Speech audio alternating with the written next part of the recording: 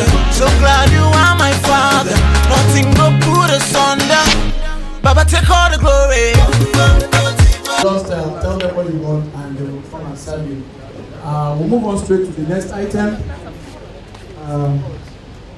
The Presido, we're going to have the first talk for the night, and it's my pleasure to welcome a senior namesake in the person of, they don't write whether I'm a pastor or a senior pastor or an evangelist, but Uncle Kunle Adeyanju. Please let's put our hands together for him, please.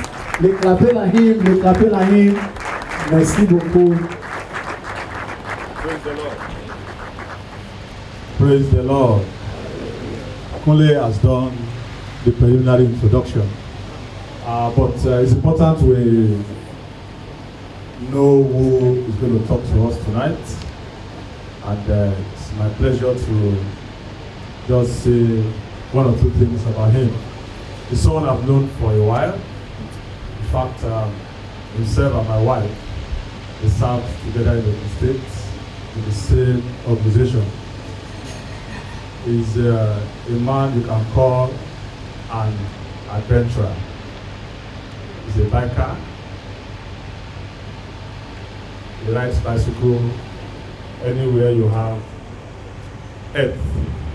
If you're one of his followers on Facebook, if you're traveling to anywhere, you see him riding bicycle.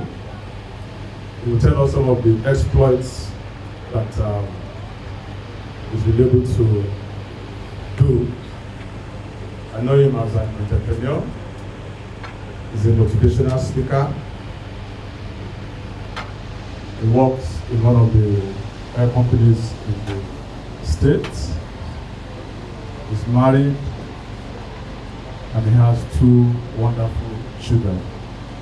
And he's one of us in King's Palace. Put your hands together as we welcome Kunle Adeyanju.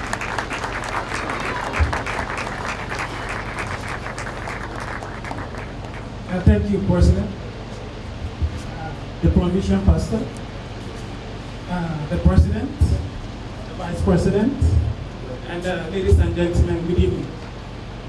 And Brother Dako, thank you for the wonderful introduction. Okay, as I said, every day on the plains of the African safari, a lion wakes up, and a gazelle also wakes up. You know, for the gazelle to survive the day, his strategy would be not to outrun the fastest lion, but to outrun the slowest gazelle, because that way it still remains within the pack. And the gazelle continued to do this to survive the days, the weeks, the months, the years. Consistent, structured, standardized practices. That is very good. But let's look at this relationship and try to understand one thing. If you look at the two, the gazelle, all its life, is running from being eaten, while the lion is running to eat. So everything the gazelle does is reacting to the lion. And this should tell us one thing, which it is that as men, let's look at our lives. Are we in a rat race like the gazelle? Or are we in a transitional job? Or are we in a location where we are poised for domination? It's a question we seriously need to ask ourselves. And only us can be truthful to ourselves in answering this question. And also, another story, another inference I want to draw from this relationship is, if you remember, if you recall rather, in the phrase I said is, for the gazelle to survive the day, his strategy would be not to outrun the fastest lion, but to outrun the slowest gazelle. This should tell us that life is a competition. To dominate, we have to be competitive.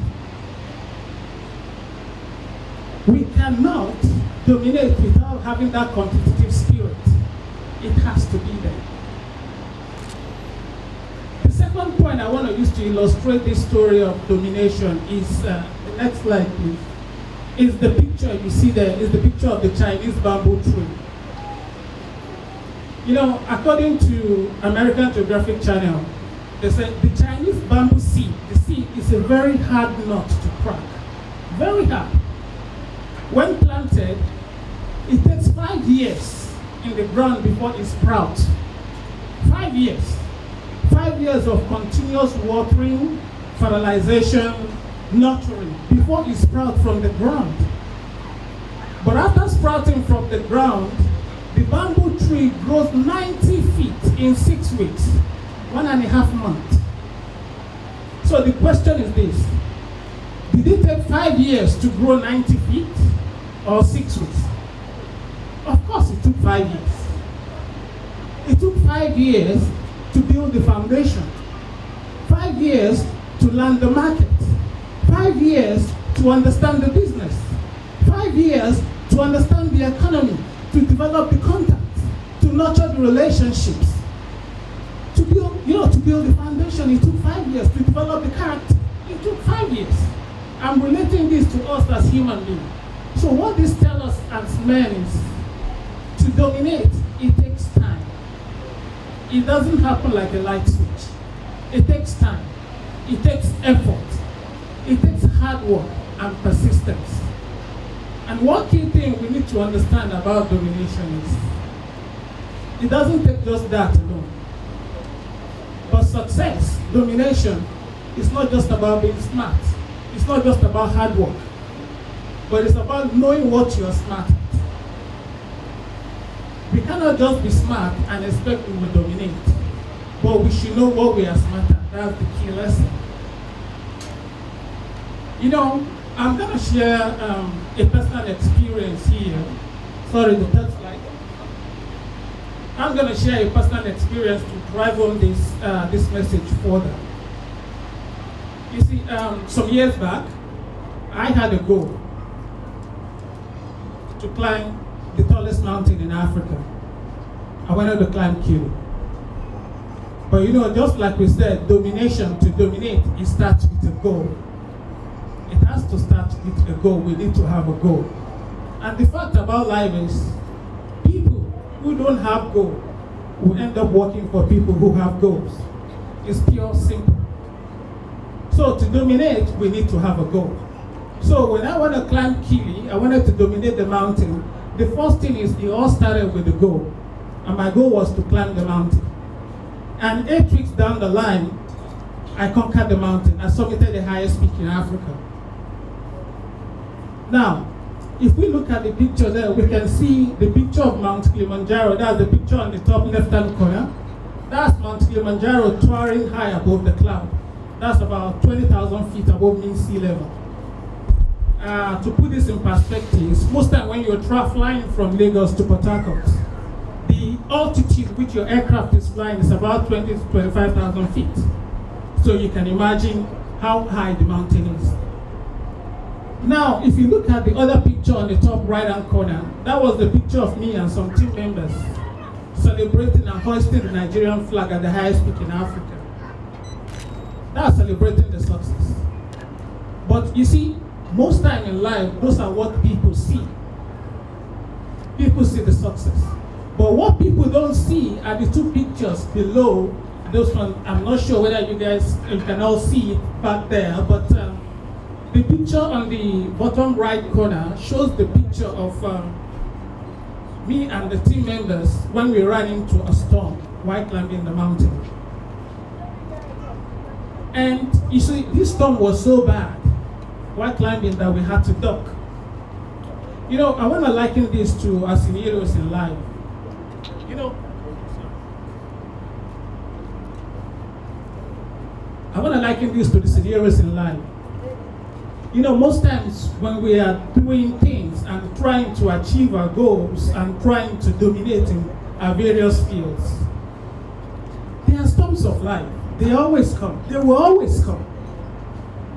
The point is, what do we do when they come? Do we duck? Is it a storm that we have to face? Or is it a storm that we have to bypass? But the question is, how do we know how to respond when this storm of life comes in our quest to dominate? It can only happen if we take a cue from the lessons of the bamboo tree. You know, the bamboo seed spent 5 years in the soil before sprouting. And in those 5 years to build the foundation, to understand the market, to understand the business, to build the relationship, to nurture the relationship, build the contact, to develop the character.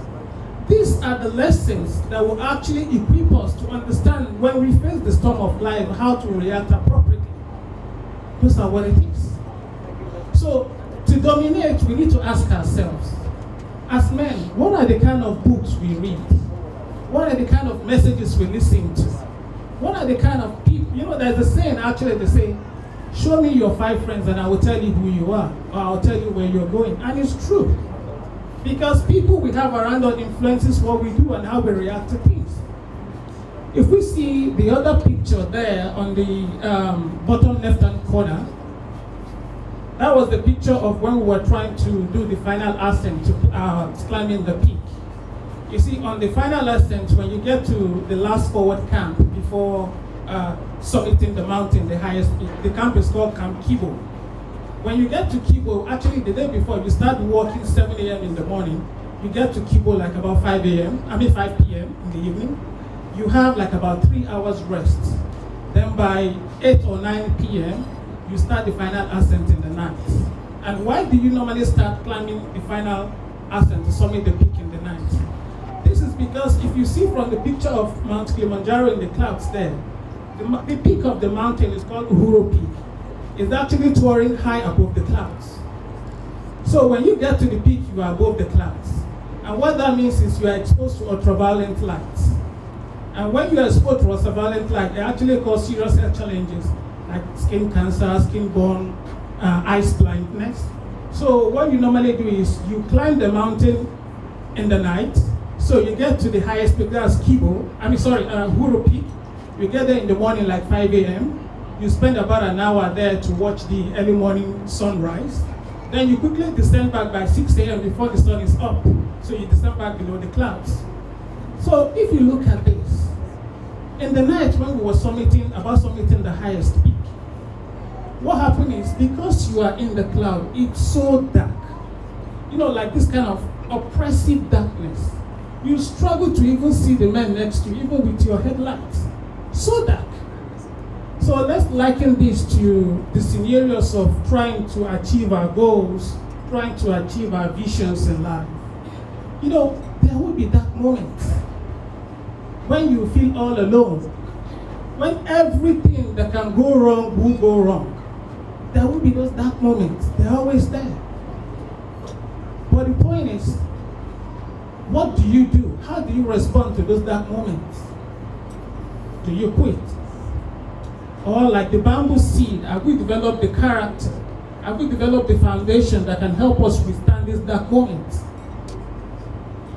Those are some of those qualities, those attributes as men that we need to develop if we want to dominate.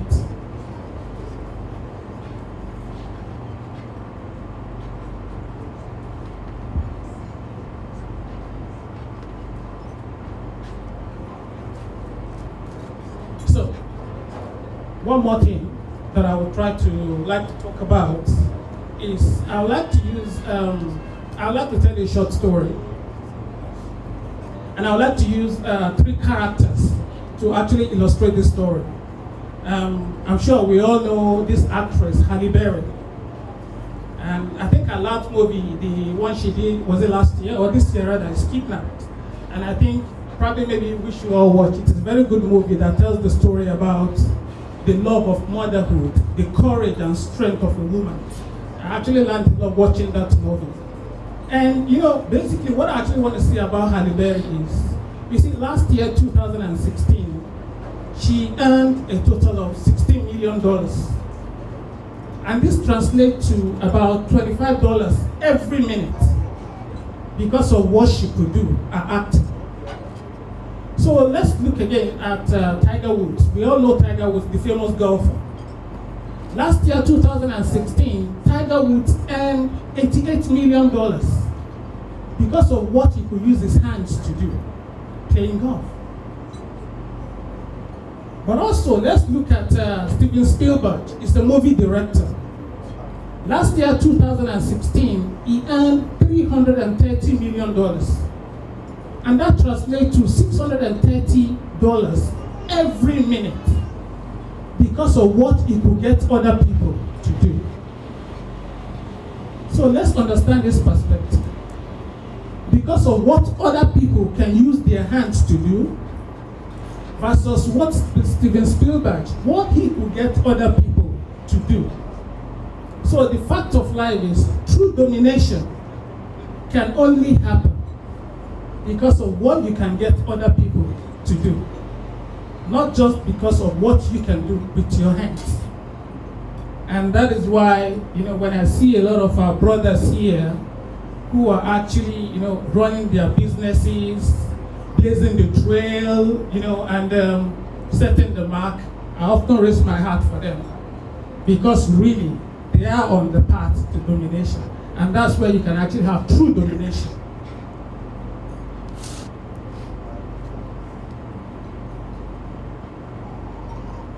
So lastly,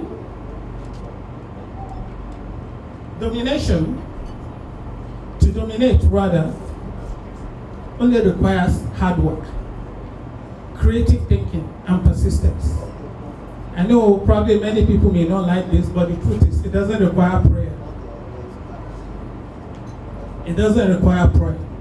Because in Genesis, I'm sure our Father in the Lord here will recall the particular verse where God has actually decreed that we should go ahead and dominate.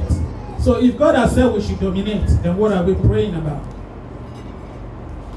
So domination actually requires creative thinking, persistence, and hard work. Those three attributes, that's what they require. And if you look at it critically, and I tend to look at it as success, in my opinion, success, or rather prayer, is not in the success equation. It's not all about prayer. Prayer is in the revelation equation. When we pray, we get revelation from God.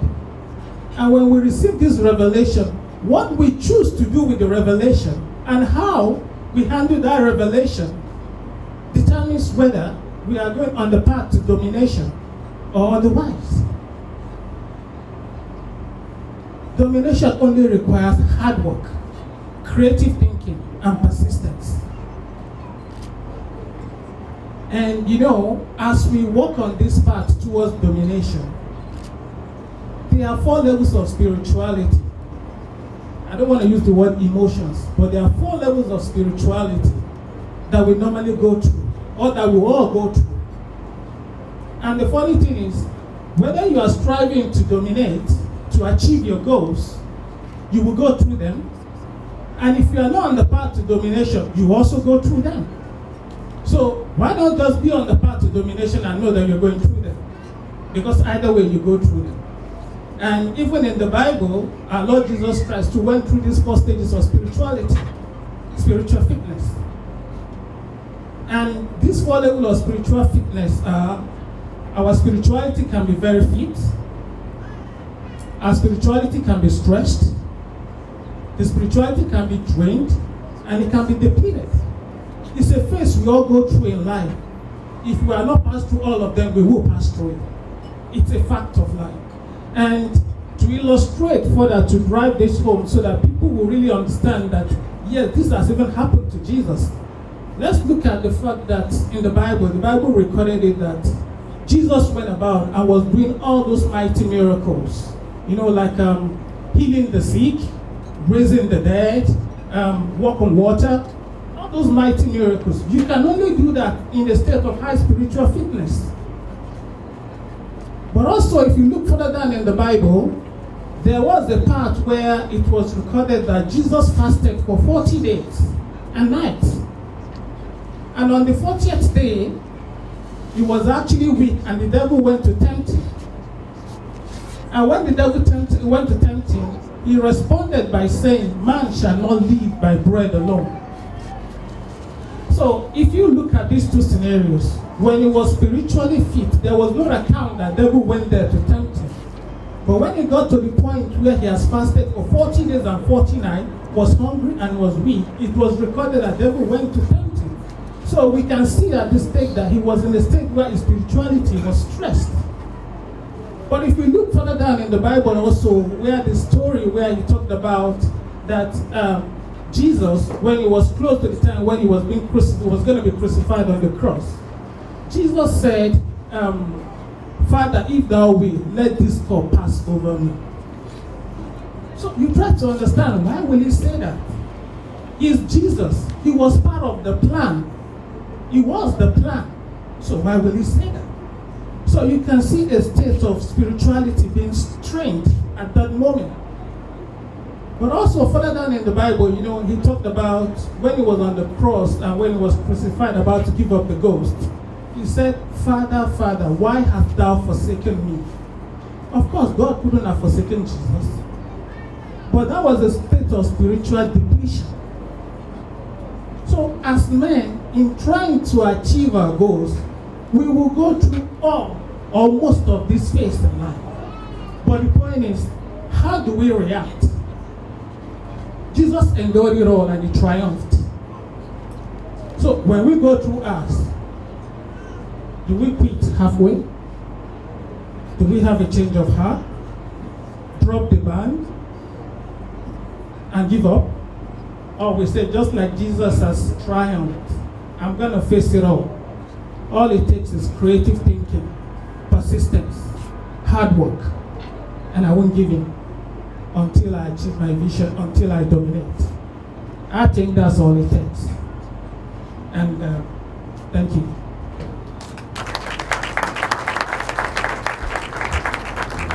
You can do better. The president of the Good Women Fellowship in the house. Please join me in welcoming Sister Boma Okaka to the head table.